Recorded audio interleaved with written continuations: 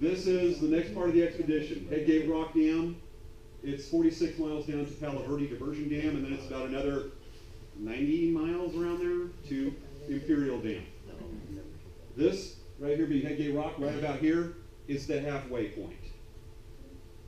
Launched about, again, right before sunrise. I was on the water. And just a few miles south of Headgate Rock is the halfway point right there. I had to do a little private celebration. 170 river miles to Hoover Dam, 170 miles to Morelos. At that point, I knew it was not if, but when I was going to make Morelos. And the underlying thing, qualifier there we have to have is, if the river lets me have it. One of the things I really like about this particular section of the Colorado River is that you've actually got light to mild whitewater in that area, south of Parker. A lot of people don't realize that.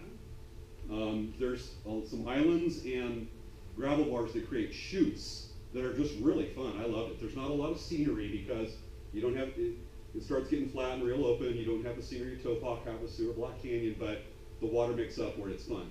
Until you start getting about 18, 16 miles above Palo Verde Dam. I hate Palo Verde Dam, really do. The plan that day was to go down 36 miles to Twin Palms Resort. Made it down there, really good time. The wind was helping, everything was just beautiful that day. When I got to Twin Palms Resort, I started noticing smoke rolling in. I'm going, Turns out there was a brush fire going on just south of there. And there was actually a point in the evening that we thought we're going to have to evacuate, that I was going to have to jump in my kayak and get out of there and paddle through the smoke. Luckily, the fire did not flare up. That didn't happen, so all was good. Woke up the next morning, paddled through maybe a few hundred feet of smoke. It's fairly light, so the firefighters were able to really knock it down overnight. There was a lot of debris in the river, I can tell you. But that day I had to paddle 10 miles down to Palo Verde Dam. Palo Verde Dam, make sure I got the right slide next. I think I do, let's see. Yep. Here's my campsite over here at Twin Palms Resort. And again, I paddled 10 miles down to Palo Verde Dam. Now, when I reach Palo Verde Dam, every time I have to go through there, I am the butt of the joke. I am all three stooges in one in a comedy show when I reach Palo Verde Dam. You cannot legally drive up to the dam, so it has to be portaged the old-fashioned way, manually. And I don't know what else to say, but here's the comic routine called me portaging Palo Verde. Oh, it's gold. Ladies and gentlemen, Palo Verde Diversion Dam. I nicknamed this the Corcoran Elements Keister Dam.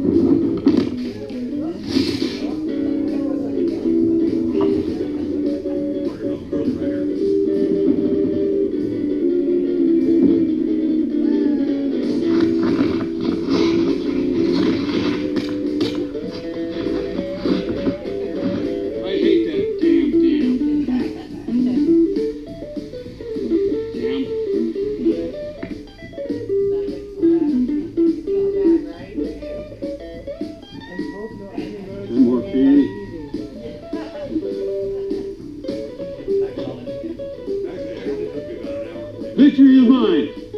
I had portage Palo Verde. Now I gotta load the kayak. Again. And go 8 miles that way to Mayflower. To unload the kayak. Again.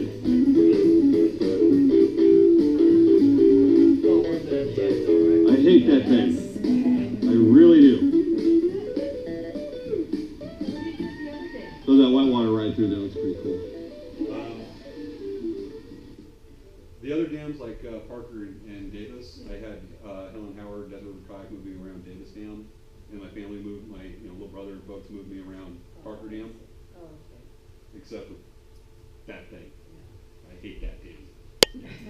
That's Imperial still, right? Huh? Imperial. I still have Imperial and Laguna Dam to go. Luckily, I got fair distance to Imperial Dam, so I had a chance to actually really enjoy some days without any dams.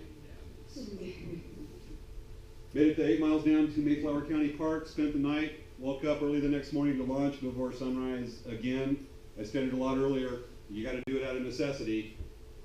Got to make up the miles, especially during November because the days are short.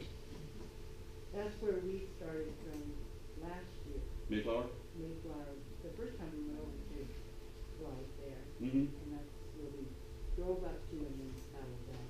Yeah, there's a fair amount of surprising how many access points you have through that area between Walters Camp and Mayflower County Park. It's nice. Launched the next day, beautiful weather, clear skies. The only thing that was predicted was 25 to 30 mile an hour winds straight out of the south. Oh, no. Now, the river kind of meanders around north of Blythe, and then for a little ways south of the 10, then you got about a 5 mile stretch where it goes almost due south. When I made it about to that stretch, the wind was just blasted straight at me. I had waves coming at me. They were actually moving in the opposite direction than the current of the river. And that made it very, very hard to read the river, to find out what the strainers are. There's plenty, especially at that time of year with the low water. And there were some sandbars you got to watch out for is hard. At one point when I was only 2 miles north of McIntyre County Park, I looked at the side, and mind you, the shoreline through there is riprap, big rocks. It's pretty much like this through a lot of sections. I looked over and I went, I'm going at snail's pace. I'm burning calories for no reason. So I found this little dent in the shoreline next to a big tamarisk tree. Decided to take shelter out there and see if the wind would chill out after a little while. It didn't. After about 2 hours, I'm kind of sitting by the boat, and I went, I got a chill, and I went, uh-oh, I'm getting hypothermic. And I need to get back in the boat, and I need to bust out of there. So got in the boat, waited between gusts, went out and basically was about this far from the shoreline, that riprap shoreline, looking for strainers along the side, and another 2 feet this way where the waves like this, we were going by. It should be kind of make it out in the picture right here, what I was going through. And just inched my way along and finally made it to McIntyre Park. The original plan that day was to go 30 miles down to the Beelan campground by Oxbow Lake. When I finally made McIntyre, you can see right here where I'm turning into it. Here's another kind of view, you can get an idea of the waves right there. This is what you look like after 30 miles becomes the longest 16 miles of the trip. I was tired. Unfortunately, because I was running short, and I had to make Morelos by a certain day, just because of work obligations and whatnot. I had to keep with the schedule. It was a kind of battle between reality and river time. That meant the next day I had 2 options: paddle 34 miles down to Walters Camp, or 48 miles down to Campsite 4S in Bocacho State Recreation Area. I opted for option 1. During the 2014 Bell South expedition, I was stuck in Walters Camp, and it was Thanksgiving Day. Mind you, this is Thanksgiving Day. I was stuck there, and after spending so much time where it's just you and the river and the quiet, all these people partying and drinking and driving around and their golf carts and whatnot is really unnerving. You're just used to you and the river. So, option 1, Campsite 4S, 48 miles on Thanksgiving Day. I launched well before sunrise, again. Made it down there. It was a gorgeous day. The weather was perfect, wind was calm, water was flat. The only thing wrong was me. I was half beat to death by this time. I still had energy to go, but after a while it starts wearing on you doing all these long days. And I was my own worst enemy that time. I was making a lot of dumb mistakes. I finally made it down to 4S just after sunset. You see the sunset here. Mind you, when you start getting to Imperial Wildlife Refuge, how many of you ever kicked kayak through there? Had the opportunity? Just a couple of you? As much as you love Black Canyon, and if you've been through Topot Gorge, Imperial Wildlife Refuge, from basically just south of Walters Camp to a little bit north of Lake Martinez, is the longest natural stretch of the Colorado River that remains. It is a gorgeous area. You've actually got 4 boating campsites that you can stay at Picacho State Rec area. Takes up about 9 or 10 miles of shoreline. There's a lot of neat stuff through there. I was just there through there 2 weeks ago. I'm going to be through there about 2 more weeks, leading a group of Boy Scout venture crew, a couple of venture crews, and I love it just for what the river used to be. That's the closest you can see it. It is a neat area. Then made 4S right after sunset. Beat to death. And I was asking myself a few times, is it worth it to make it down to 4S? Is it worth the push today? Yes. Full moon that night. That full moon, and this is a picture of my GoPro. I don't have a high-end camera, I just have what's waterproof and works, and it's from the video you've seen the pictures, it's done pretty good so far. That is one of the most spectacular moonrises I have ever seen, and especially from a river. It's hard to see, but you can actually, there is a silhouette that the moon's creating of a cottonwood tree on the Arizona side of the river, and it was just spectacular. I just went, yes, it was. And the sunrise was just as spectacular. You might want to turn up a little bit this one. I got some low volume on this.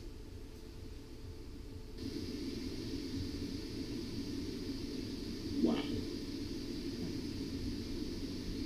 The last few days have been nothing but an onslaught of wind and river conditions that present a lot of challenges that are making me real tired and real hurting in places. But yesterday I did almost 50 miles from McIntyre, and I was only challenging myself because the river was fine. The conditions were beautiful, but I was tired and I made some bad judgment calls that made me get down here longer than it should have. And when I got here, I met some people that I actually met during last year's expedition. We sat on a fire, chit-chatted, great conversation, great people, and slept in longer than I have any during the expedition. I'm leaving later than I have during any of the expedition because this is the morning that breaks the night of my last quiet night on the river where it's me and the river. I've got 17 miles to Fisher's Landing, spend the night down there, Imperial Dam. I'm 38 miles from Morelos Dam, and today is the start of the horse race to Morelos to finish this thing. And I'm taking the time to enjoy what I've worked for. The prize doesn't always have to be a trophy. It was incredible, as you saw. It was supposed to be an easy 17 miles down to Fisher's Landing. I stopped at the main campground at Picacho State Rec area, talked to a ranger, and she goes, "Oh, there's a storm in East San Diego County right now that's dropping snow in those mountains and moving east." I'm like, another horse race, racing a storm. Made it down to Fisher's Landing, no problem. Hopefully a lot of you know where Fisher's Landing are kind of familiar. It's by Lake Martinez. It's about 10 river miles up from Imperial Dam. When I finally got to Fisher's Landing, I had to celebrate. The store was still open. I went, junk food. Sat down and had to finish me a big old bag of popcorn and a soda pop. And the ducks wanted some too. Freeloading ducks. Didn't get it, but my popcorn, my soda pop. Next morning, spent the night there. Next morning, launched again before sunrise. There we go, before sunrise. 10 miles to knock it down, knock it out to Imperial Dam. Here's a picture of Imperial Dam right there. That's what I was paddling this morning. It was absolutely gorgeous. The full reflections of the mountains and the water. Places was so still, just incredible. Hidden Shores RD Park just passed Imperial Dam, where I met my support crew, being my folks. Thank you, Mommy. You didn't introduce your mommy. I will at the end. Okay. Otherwise, she'll just come up here and take over the presentation. Okay. Bogart my time. So I met the support crew there. And real quick, about 30-second story. We got to Hidden Shores. I wanted to get some breakfast. Walked right into the restaurant, wearing full kayak gear, splash top, everything. Neoprene buoys, all that. People were staring at me. It's like I should have been at Walmart at 4 in the morning. Yes. You never saw it, but your black splash pants, you sit in the dirt, and guess what happens? Oh yeah, I know. The dirt's already That's ingrained what on the butt. everybody was looking at, was your dirty butt. Hey, straight up life on the river, huh? This begins the next section and the last section of the Bow South expedition. Imperial Dam, 5 miles down is Laguna Dam, and then 20 miles later, Morelos. We launched from immediately after breakfast, went down. There's a bridge just a short distance down from Imperial Dam. Lowered the kayak, put the kayak on portage wheels, lowered it by rope down the ditch. I ended up launching just underneath the bridge supports right there between a couple of them. That was a fun launch. And got in there, paddled up as close as I could to Imperial Dam, turned around, turned my bow south, and headed down. Made it down, punched it out the 5 miles to Laguna. At this point, this is where the river, where Fort starts turning west just as it's getting up to Laguna Dam. You got a big concrete or something there. It doesn't go all the way down. It's not a pipe, it's solid. I don't know what it is, but whenever I got through there, you got to pray you got enough flow that you can make it over. And I had a fraction of an inch. If I had gear in my boat or more water, I wouldn't have made it. That was just one very light scrape over that thing. But I still don't know what it is, and it's not a pretty portage to get around it. Here's Laguna Dam, right there. And that's where I met my support crew, just a few hundred, like 100 yards or so away from the dam right there to take out. And that concluded the last full day of the expedition. And now comes the final 20. That's the front of Laguna Dam. I launched at sunrise. And that morning when I woke up about 4:30 in the morning, called the U.S. Border Patrol, let them know I was coming in. I'd actually been in contact with the Border Patrol well before the expedition to let them know what I was doing and what day I'd be coming in. And we made previous arrangements, so I contacted them that day, say, here's the day I'm coming in, let them know a rough time frame. I wouldn't know exactly when until I contacted them when I reached Yuma that I would be coming into Morelos. Launched from a little strip of beach just a short ways down from Laguna Dam, paddled up as close as I could, as the routine usually is for this trip. Turned around, we want to wait. Let's go back a slide here. Okay, turned around and headed south. Now I started to go into a section of the river that is basically just a big concert hall with a symphony of shotguns. It was duck hunting season. At least it wasn't like the first year where I had to take off hunters shooting fireworks at me. I'm getting down to the section I need to start announcing myself and pissing them off, but hopefully I don't get any fireworks shot at me like last year. True story. Kayaker coming through, not a duck or an animal rights activist.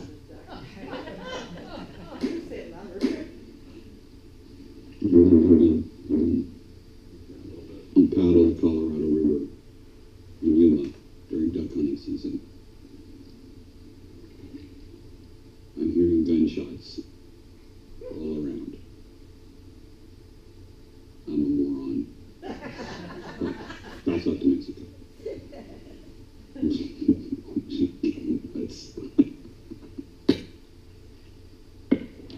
Jeez. That's close. Kayaker coming through, not an animal rights activist.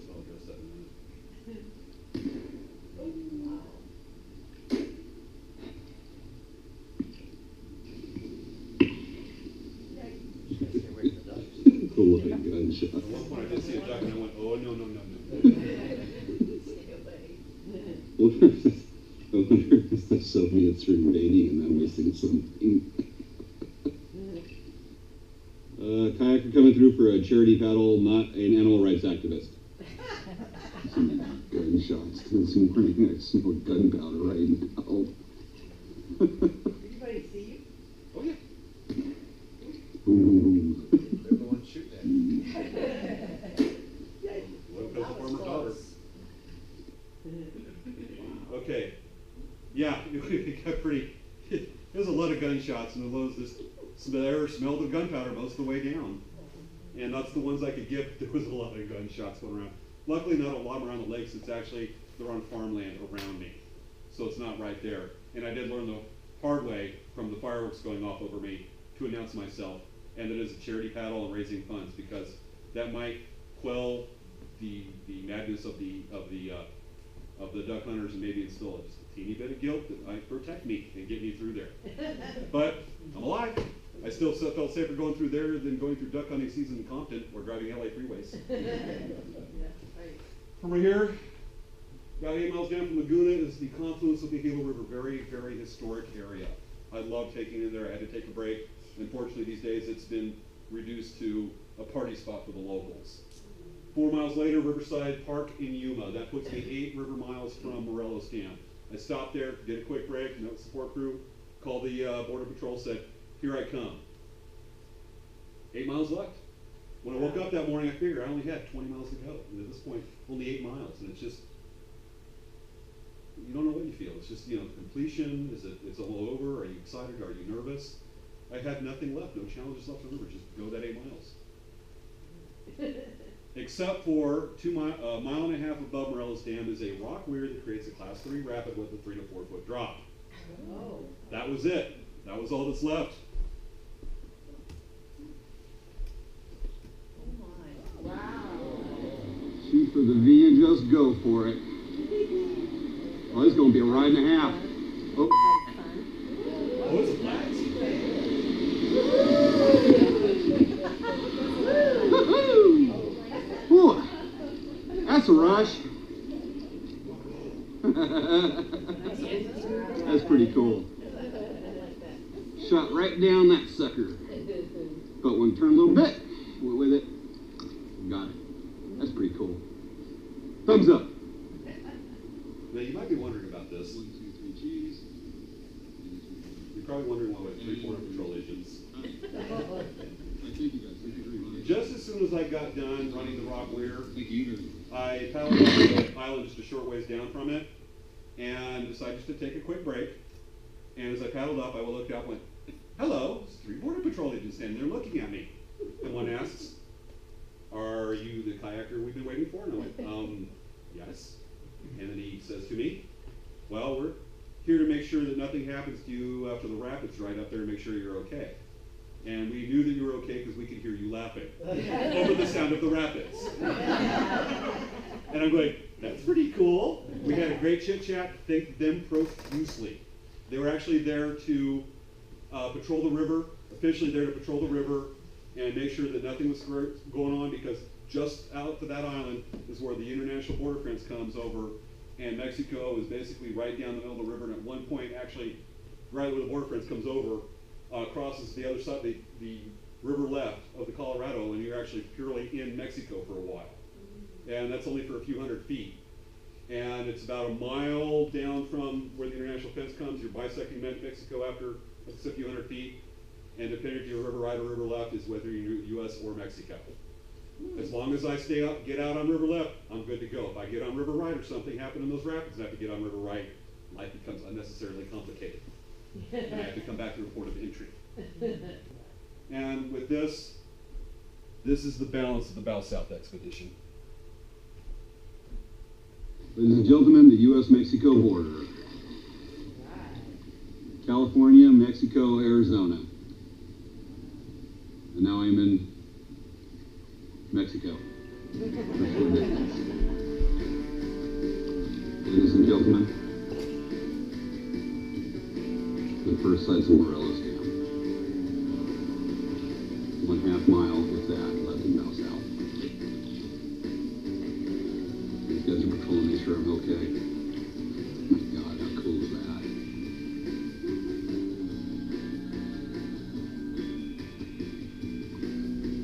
Morelos Dam. 340 miles, and I've got 100 feet left in the expedition. 20 feet left.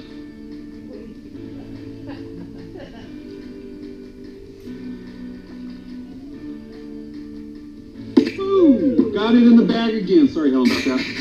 That was awesome. 340 miles. The river let me have it a second time.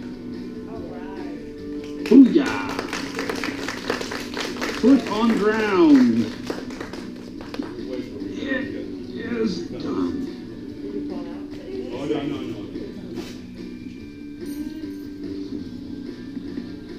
And there's going to be a third time. I have made history that nobody cares about. I have kayaked to Colorado twice in 2 consecutive years. I'm in the annals of anonymous badassdom. River Borghese. We made it, River Borghese. You deep blue eyes. I had kayaked the Colorado River because of an awesome paddle and my cushy tushy, which is dirty and does leave us the shape of my cheeks.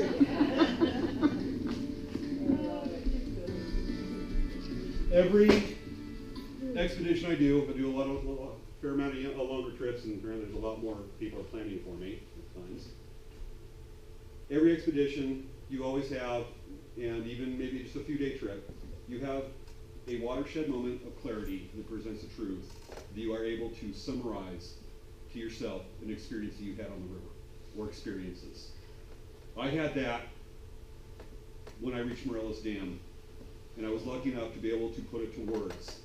And this serves as my what's the word here? Epilogue in the English language.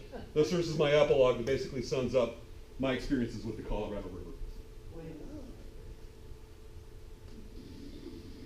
Ladies and gentlemen, Morelos Dam, where the Colorado River abruptly ends. 340 miles.